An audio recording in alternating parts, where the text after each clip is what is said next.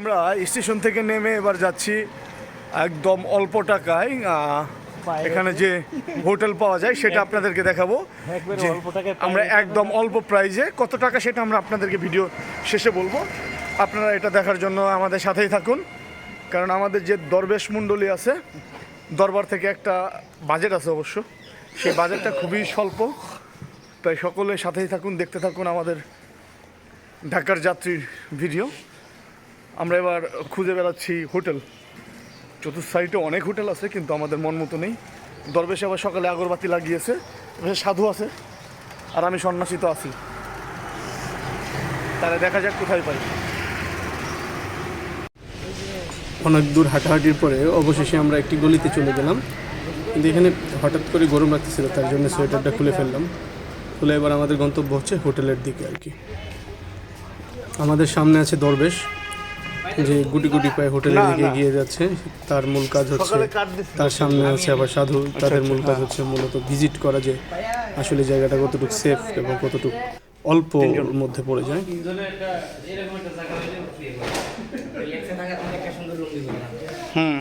भैया পিছনের রুমটা খালি আছে না, কর্নার রুমটা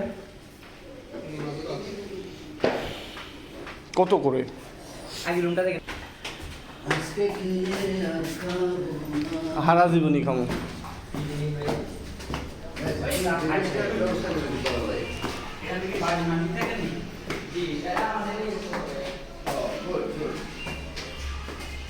কি যে কি কইছে? ওকে,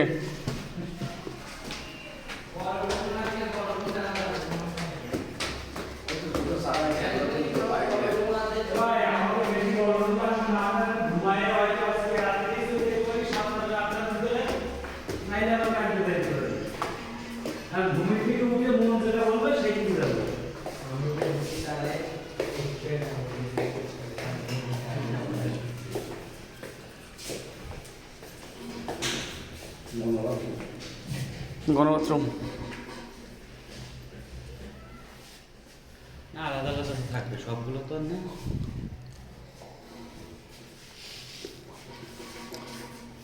পানি লাগবে, তুমি যাবো কিন্তু নিচে। হ্যাঁ, পরে বাড়াই দেবো 20 টাকা দিয়ে, 10 টাকা টিপস দিয়ে দেবো। 20 টাকা তুমি দিলে হচ্ছে। আর 20 টাকা পানি এখন তুমি কারো দিয়ে গরিবকে দিয়ে আনাবা নাকি মকিমকে দিয়ে আনাবা, সেটা তুমি জানো। পরিমণি ও যে বিড়ি দিল না, চলে আসো, বলছিস কিছু? সে ব্যবস্থা কখন হবে?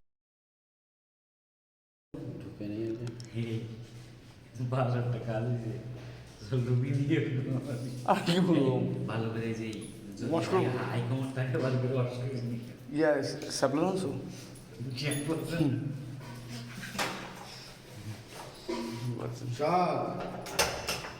হ্যাঁ বলো, ঠিক আছে, চাবি ঢুকেন আগে।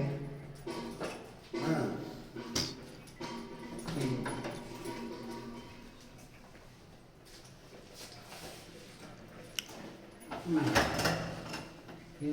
এই যে 2টা চাবি।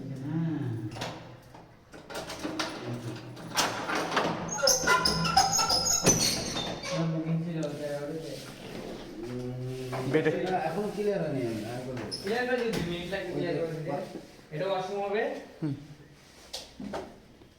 আচ্ছা, ওই তোমার রিপিট ফোন দিছে। এদিকে এটা কি বারান্দা?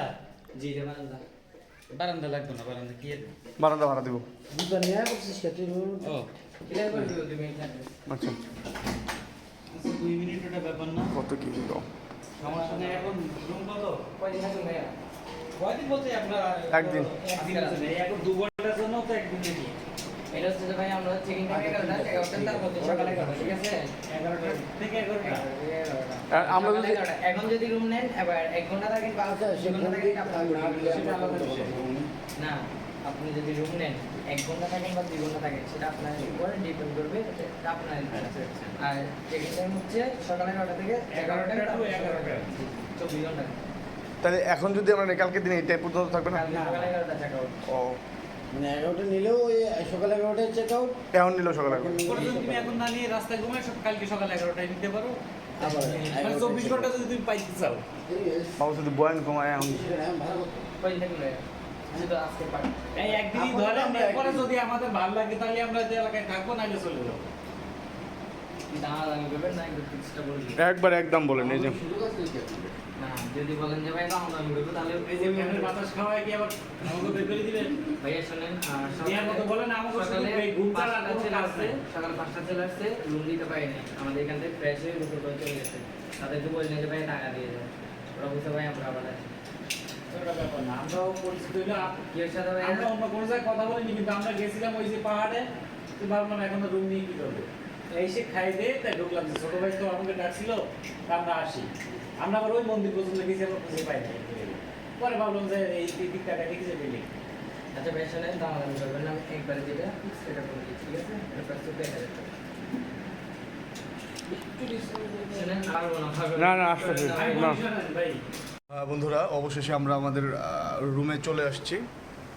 রুমটা আমরা করতেছি এখন, পরিষ্কার হচ্ছে। আপনারা চাইলে হোটেলের লিংক দেওয়া থাকবে, ঠিকানা ডিসক্রিপশন বক্সে দেওয়া থাকবে, আপনারা চাইলে চলে আসতে পারেন। অল্প টাকায় আপনার খুব সুন্দর একটা রুম, খুব সুন্দর পরিবেশ আপনারা পেয়ে যাবেন।